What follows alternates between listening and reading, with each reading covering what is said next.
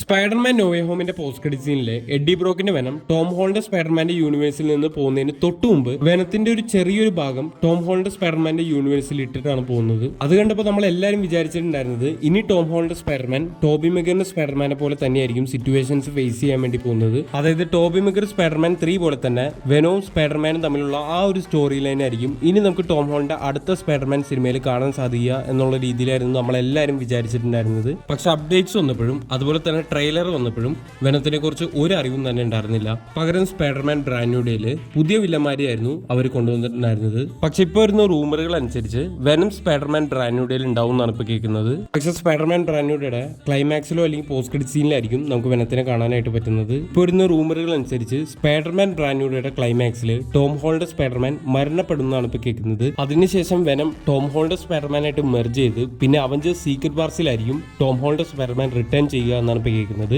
അത് മാത്രമല്ല ആ ഒരു സിംബിയോട്ടിക് സ്യൂട്ടിലായിരിക്കും ടോം ഹോളിന്റെ സ്പൈഡർമാൻ അവഞ്ചേഴ്സ് സീക്രട്ട് വാർസിൽ റിട്ടേൺ ചെയ്യാൻ പോകുന്നത്. അതുപോലെ തന്നെ ഈ അടുത്തൊരു ഇന്റർവ്യൂല് മാർക്ക് റഫൽ ഒരു കാര്യം പറഞ്ഞിട്ടുണ്ട്. അതായത് സ്പൈഡർമാൻ ബ്രാൻഡ് ന്യൂ ഡേയില് ഹൾക്ക് ഒരു ഏലിയൻ ആയിട്ട് ഫൈറ്റ് ചെയ്യുന്നുള്ള കാര്യം. അപ്പൊ ആ പറയുന്ന ഏലിയൻ വെനമാവാനുള്ള ചാൻസ് ആണ് കൂടുതൽ. മാത്രമല്ല കോമിക്സിലെ സീക്രട്ട് വാർസിൽ വെനമായിട്ട് മെർജ് ചെയ്തിട്ടുള്ള ആ ഒരു സിംബിയോട്ടിക് സ്പൈഡർമാൻ ആണ് ഉള്ളത്. അപ്പോൾ പറയുന്നതൊക്കെ വെച്ച് നോക്കുമ്പോൾ വെനം വരാൻ തന്നെയാണ് സാധ്യത.